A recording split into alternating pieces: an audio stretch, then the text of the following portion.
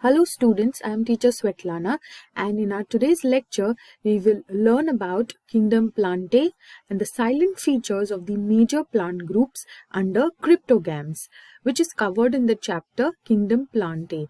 If you have a look at this chart which gives you the classification of kingdom Plantae, you will see the kingdom Plantae is divided into two divisions, that is cryptogams and phanerogams.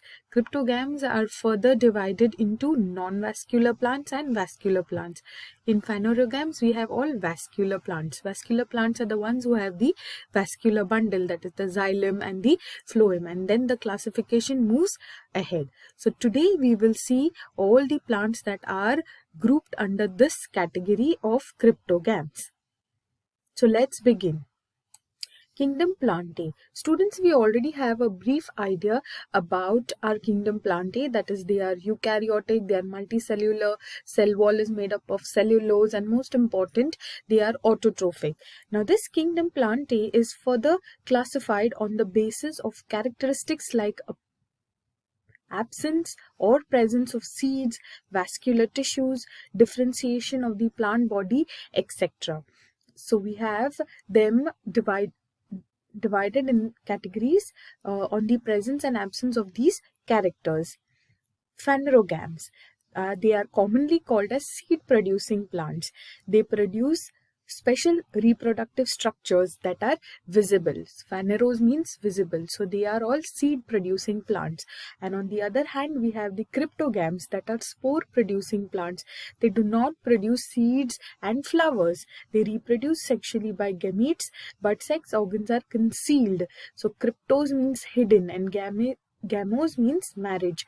So cryptogams are spore producing. They do not produce any seeds, so they do not produce any flowers. So we will see this category in detail today. Students, the first division under cryptogam is the division Thallophyta. Members are mostly aquatic. Few grow on other plants as epiphytes. Some grow symbiotically and they are epizoic, that is they are growing on living non-parasitically on the exterior of the living organism. So non-parasitically, that is they do not cause harm to the organism on which they are living. Now, the plant body is thyloid, that is, it is undifferentiated. You cannot identify or separate it out into root, stem and leaves. They may be small, unicellular and microscopic. So they are either small, we have examples like the cholera, the chlamydomonas, and they are also at times multicellular, unbranched and filamentous. Example, we have Spirogyra, Cara. The algal cell wall contains either polysaccharides like cellulose or glucose. Reserve food is in the form of starch and some other forms of starch. Reproduction takes place by vegetative, asexual and sexual ways. The life cycle shows a phenomenon of alteration of generation. Alteration of generation, student, is a phenomenon where you have the adult organism which is in the diploid state and we have a gamete state which is in the haploid state. So they show this alteration of generation where they have dominant haploid and reduced diploid phase. This image here shows you the different types of thallophytas that are there. Now thallophytas are classified further. Now these algae are further classified as per its pigments like chlorophyll, xanthophylls, phynocobilins.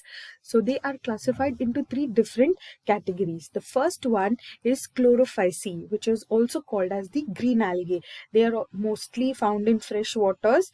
A few are found in brackish and marine waters. Then plant body is unicellular, colonal, filamentous.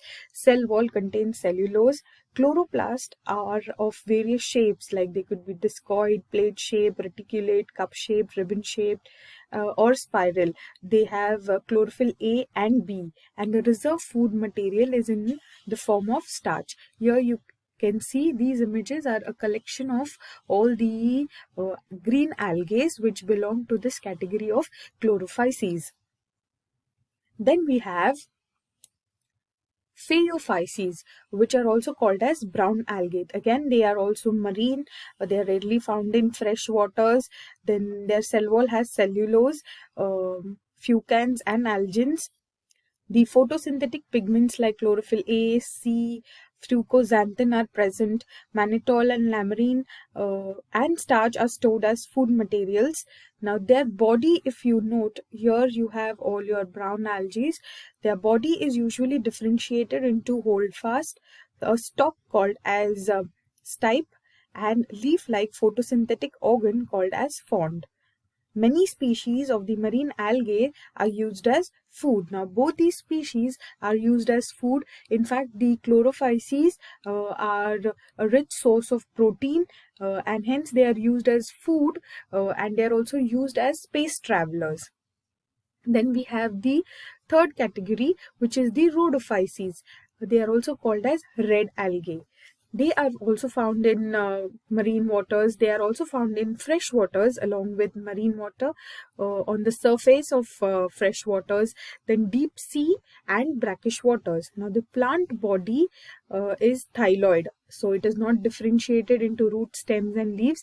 Cell contains chlorophyll A, D and phycoerythrins. Cell wall is made up of cellulose and pectin, and it is glued with other carbohydrates. Stored food is in the form of floridine starch. This is a variety of starch. Commercially important agar-agar, which is used as a solidifying agent in tissue culture media, is obtained from these red algae. Students, the next division under cryptogams is division Bryophyta. Bryophytes are mostly terrestrial plants. They are found in moist and shady places. Now, Bryos means moss and phyton means plants. So basically, these are all mosses that are included in this division. Now, they need water for their fertilization and completion of their life cycle. Hence, they are called as amphibian plants. Life cycle of bryophyte shows sporophytic and gametophytic stages. Sporophyte is the adult plant and the gametophyte is the gamete stage. Vegetative plant body is thyloid or leafy, which represents the gametophytic generation, while the spore-producing capsule represents the sporophytic generation. Bryophytes have root-like structures called as rhizoids. So they have root-like structures which are called rhizoids. These rhizoids absorb water and minerals and help in fixation of the thallus, that is the body of your bryophyte, on the substratum. Substratum is the surface where they are growing. So if you, these are the examples of bryophytes. If you have a look here, you will see how this bryophyte is adhered to this rock surface. It adheres to this surface with the help of its rhizoids. Students, bryophytes are divided into three groups. They are liverworts, hornworts and mosses. If you have a look at these images, here you can see a liverwort, here you have another liverwort, here you have another one. So these liverworts, they are the lower members of your bryophytes. They are the primitive groups of bryophytes. The gametophyte possesses a flat plant body called as thallus. So here you have this plant body which is normally flat in structure, and it is called as the thallus. The thallus is green, dorsoventrally prostrate with unicellular rhizoid. So they have a unicellular rhizoid. We have examples of Riccia, Marchantia, which are included in this category. Then we have the next group, which is hornworts. These members possess flattened thallus. The thallus produces horny structures which are called as sporophytes. Hence the name is hornworts.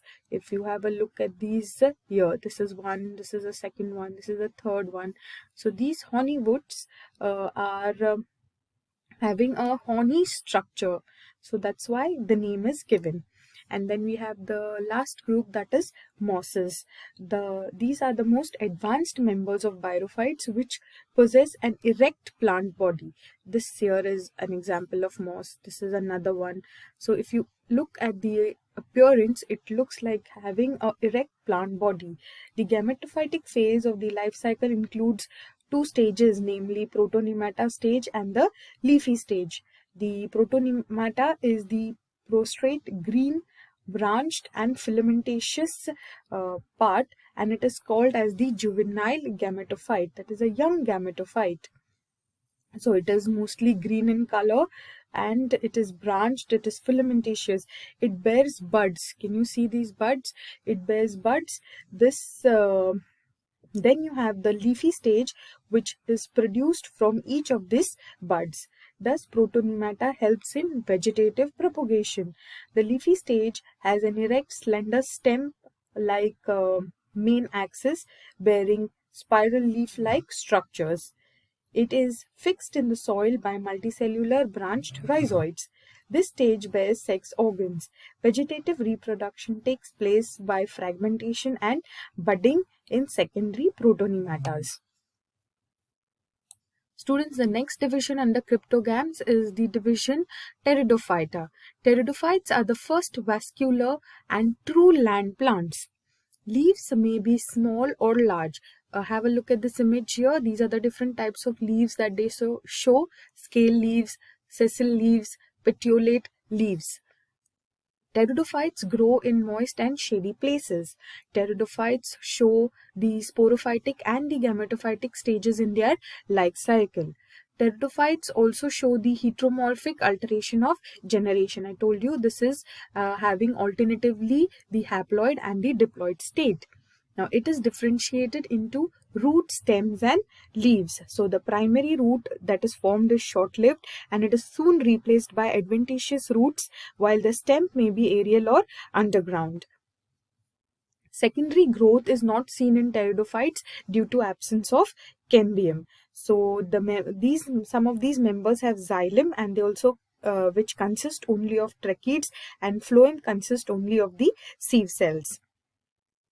Students, these here are the examples of the further classification of pteridophytes. With this, we end the different divisions that are included under the group of cryptogams. Now, students, these plants also have certain ecological and as well as economic importance.